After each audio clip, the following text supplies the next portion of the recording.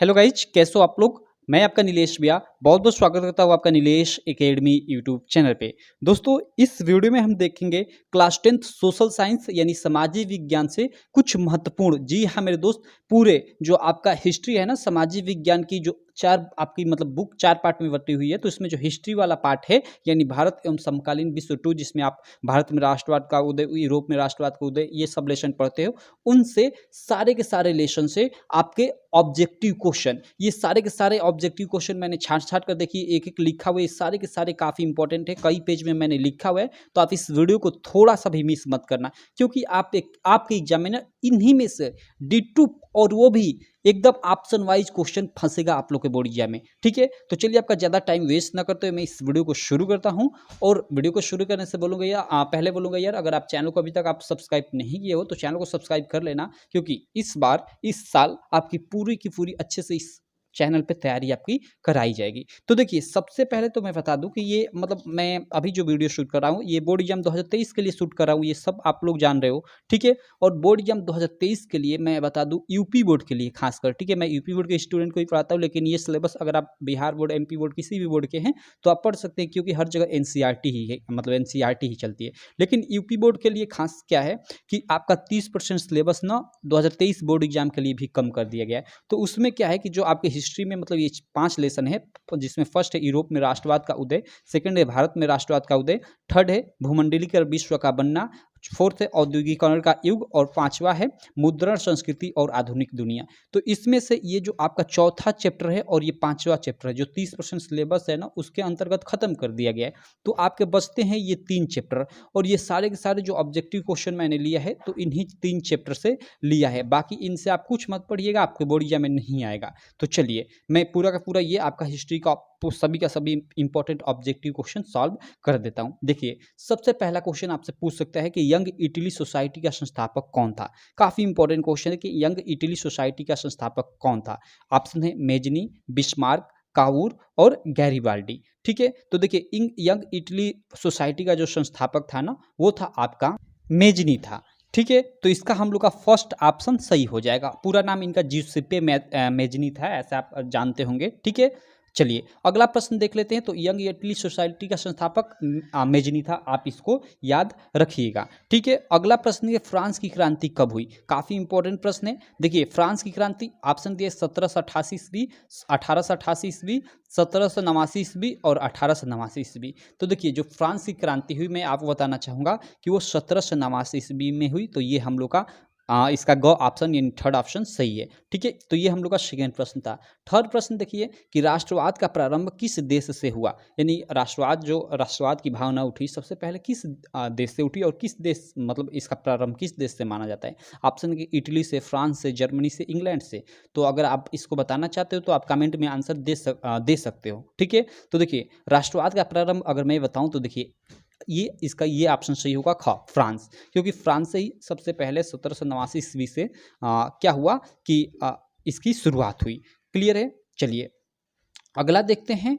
France में गणतंत्र की घोषणा कब की गई। ये भी काफ़ी इंपॉर्टेंट है कि फ्रांस में गणतंत्र की घोषणा कब की गई। तो देखिए, बहुत सारे आंदोलन हुए, बहुत सारी क्रांतियाँ हुई, उसके बाद फाइनली फ्रांस में ना 1848 में, ठीक है, गणतंत्र की घोषणा कर दी गई। गणतंत्र की घोषणा करने से मतलब क्या है कि मतलब जो देश है ना, मतलब इस पर अब जनता का अधिकार होगा, लोगों का अधिकार होगा, इस पर किसी स्पेसिफिक व्यक्ति का या किसी स्पेसिफिक संस्था का अधिकार नहीं होगा। ठीक है, क्योंकि उस समय ना मतलब फ्रांस में काफ़ी सारे राजा थे, वो अपना अधिकार जमाते थे। कुछ इलाके में कुछ राजा, मतलब अलग अलग इलाकों में बटा था, उसके स्पेसिफिक अलग अलग राजा थे। तो उन सब चीज़ों को समाप्त कर कर गणतंत्र पूरा का पूरा लागू किया गया, और गणतंत्र लागू कर वहाँ पे बोल दिया गया कि हाँ, अब से यहाँ पे मतलब जनता की सरकार होगी, जैसे भारत में भी चल रही है। ठीक है, तो और भारत में कब मिला, तो भाई भारत में तो आप सब जानते हो 1947 में। ठीक है, तो ये फ्रांस में गणतंत्र की घोषणा कब की गई, तो 1848 ईस्वी में। चलिए अगला प्रश्न देख लेते हैं। नीचे आप लोग देख सकते हो, ये प्रश्न क्या है कि नेपोलियन का संबंध किस देश से था। ये काफी इंपॉर्टेंट क्वेश्चन है, नेपोलियन का संबंध किस देश से था। ये सारे के सारे प्रश्न आप लोग के बोर्ड एग्जाम में पीछे कभी ना कभी पूछ चुके हैं। ठीक है, तो देखिए, नेपोलियन का जो संबंध है ना, वो किस देश से था, तो जर्मनी, फ्रांस, इटली, अमेरिका। तो आप बता सकते हो कि नेपोलियन का संबंध किस देश से था। आप बताओ, आप इसका मतलब जो कमेंट बॉक्स है उसमें इसका आंसर लिखते जाओ। मेरे देने से पहले ना इसका मतलब मुझे ऐसे मैं बता रहा हूँ तो मेरे बताने से पहले आप कमेंट में लिख दो, ठीक है। तो देखो नेपोलियन जो था ना उसका संबंध फ्रांस से था। कहाँ से था? फ्रांस से था। ये अपने फर्स्ट चैप्टर में आपने पढ़ा होगा एकदम अच्छे से सारी चीज़ें। चलिए ये फर्स्ट पेज हम लोग का समाप्त हो गया, इसको मैं साइड रख देता हूँ। मैं अब सेकंड पेज पे चलता हूँ, 1 मिनट इसको साइड रख देता हूँ। सेकंड पेज पे देखिए यहाँ क्वेश्चन है कि जर्मनी के एकीकरण का श्रेय इनमें से किसे दिया जाता है? ओके, यानी जर्मनी के एकीकरण का श्रेय किसे दिया जाता है, ये क्वेश्चन है। और हिटलर है फर्स्ट ऑप्शन, सेकंड है ऑटो वन बिस्मार्क, थर्ड है विलियम प्रथम और उसके बाद ये मेस्सिनी का पूरा नाम जियुसेप्पे मेस्सिनी होगा, आप जानते होंगे, ठीक है। तो जर्मनी के एकीकरण का श्रेय इनमें से किसे दिया जाता है, ऐसे प्रश्न पूछ दिया जाए या कभी कभी जो 2 नंबर में ये प्रश्न पूछता है कि जर्मनी के एकीकरण का एकीकरण किसने किया, तो आप इसका जानते रहेंगे तभी तो आंसर लिखेंगे। तो देखिए जो ऑटो वन बिस्मार्क है ना, इन्हें जर्मनी के एकीकरण का श्रेय दिया जाता है। इन्होंने जर्मनी का एकीकरण किया, ठीक है। जर्मनी के एकीकरण करने से क्या मतलब है कि देखिए उस समय जर्मनी ना कई छोटे छोटे भागों में बटा हुआ था, ठीक है। उन सभी छोटे छोटे भागों को इन्होंने सारी मतलब बंधने तोड़कर, मतलब वहाँ हो सकता है छोटे छोटे मतलब जैसे राजा राज करते हो, ठीक है। तो सारे मतलब सारी चीज़ें वहाँ पे मतलब उसने क्या किया कि सब चीज़ों को नष्ट करके एक स्वतंत्र एक गणतंत्र की स्थापना किया, ठीक है। जैसे आप लोगों ने सुना होगा कि भारत में सरदार वल्लभ भाई पटेल ने पता नहीं है 17 रियासतों, मुझे एक्चुअली याद नहीं 17 कितनी रियासतें थी, उनको तोड़कर और एक मतलब एक स्वतंत्र बना दिया। मतलब अलग अलग जगहों पे अलग अलग राजा का अधिकार था, उन सबको हटाकर और एक गणतंत्र स्थापित कर दिया। ऐसे आपने सुना होगा ऐसे, ठीक है। तो उसी तरह यहाँ जर्मनी में था। तो जर्मनी के एकीकरण का श्रेय इनमें से किसे दिया जाता है, तो ऑटो वन बिस्मार्क को, ठीक है। उसके बाद देखिए अगला प्रश्न है कि इटली का एकीकरण किसके नेतृत्व में किया गया। ओके, ये प्रश्न है, ऑप्शन है मैस्सिनी, काउर, गैरीवाल्डी और नेपोलियन। तो ये आप लोग का ये भी काफी इंपॉर्टेंट प्रश्न है, ठीक है, कि इटली का एकीकरण किसके नेतृत्व में किया गया। तो देखिए जो इटली का एकीकरण है ना, वो जियुसेप्पे गैरिबाल्डी, इनका पूरा नाम है जियुसेप्पे गैरिबाल्डी, ठीक है। तो इनके नेतृत्व में किया गया, तो आप इसको याद रखिएगा। ये दोनों प्रश्न काफ़ी इंपॉर्टेंट है, ये आपके एग्जाम में पूछे जा सकते हैं। ये दोनों मतलब प्रश्न आपके एग्जाम में आ सकते हैं, ठीक है। चलिए अगला हम प्रश्न देख लेते हैं भाई। अगला प्रश्न हम लोग का क्या है? अगला प्रश्न देखिए, अगला प्रश्न है कि करो या मरो का नारा किसका था। ओके, करो या मरो का नारा किसका था? तो देखिए भगत सिंह, सुभाष चंद्र बोस, चंद्रशेखर आज़ाद, महात्मा गांधी, ये सारे ऑप्शन हैं, ठीक है। तो देखिए जो करो या मरो का नारा दिया था, आप सब जो लोग जानते होंगे कि महात्मा गांधी ने दिया था, तो इसका ये ऑप्शन हम लोग का सही हो जाएगा। उसके बाद देखिए ये हम लोग का क्वेश्चन 9वां है कि महात्मा गांधी अफ्रीका से भारत वापस कब लौटे। तो देखिए 1915, आप सब जानते हो, तो इसका ये ऑप्शन सही हो जाएगा 1915। क्लियर?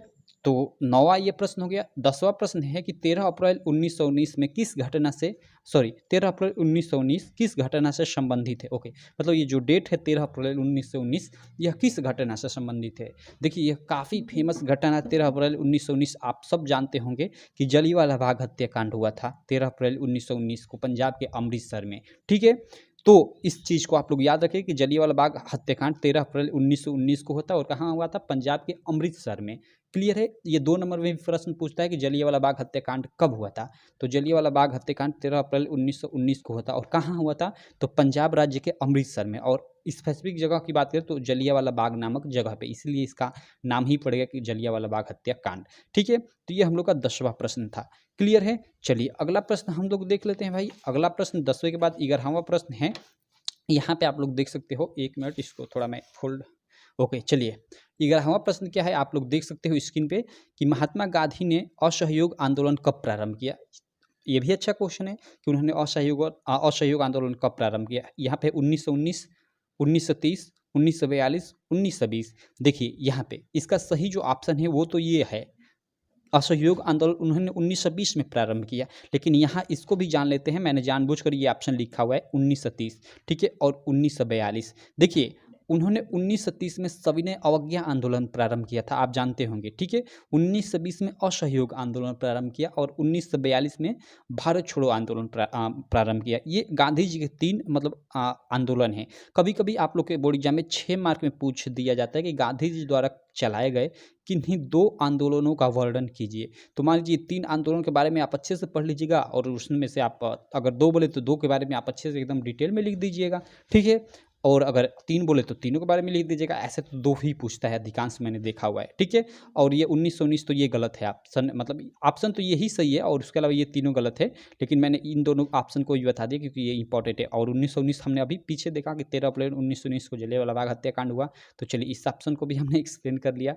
उसके बाद देखिए 12वां प्रश्न, आप स्क्रीन पे देख सकते हो। 12वां प्रश्न क्या है, ठीक है, कि भारत आने पर गांधी जी ने अपना सबसे पहला सत्याग्रह आंदोलन कौन सा किया। ओके, देखिए जब भारत आए गांधी जी तो सबसे पहला जो उनका पहला आंदोलन था ना, बिहार के चंपारण जिले में, ठीक है, सत्याग्रह आंदोलन था। तो ये फर्स्ट ऑप्शन सही हो जाएगा, ठीक है। इसमें क्या था ना कि देखिए बिहार के चंपारण में क्या हुआ था कि जो अंग्रेज थे ना, वहाँ के किसानों को मजबूर करते थे कि आप अपनी भूमि का 1/3, शायद 1/3, मुझे एक्चुअली याद नहीं, लेकिन हाँ यही सही है, 1/3 भाग पे आप नील की खेती करोगे, ठीक है।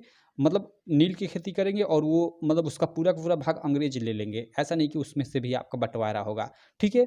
तो ये काफ़ी गलत था, इसी के विरोध में चंपारण में मतलब सत्याग्रह आंदोलन गांधी जी ने किया। और फिर वहाँ उसके बाद तुरंत अहमदाबाद चले गए। अहमदाबाद में मतलब सूती वस्त्रों को लेकर कुछ मतलब बवाल मचा था, तो वहाँ पे आंदोलन करने के लिए गांधी जी चले गए।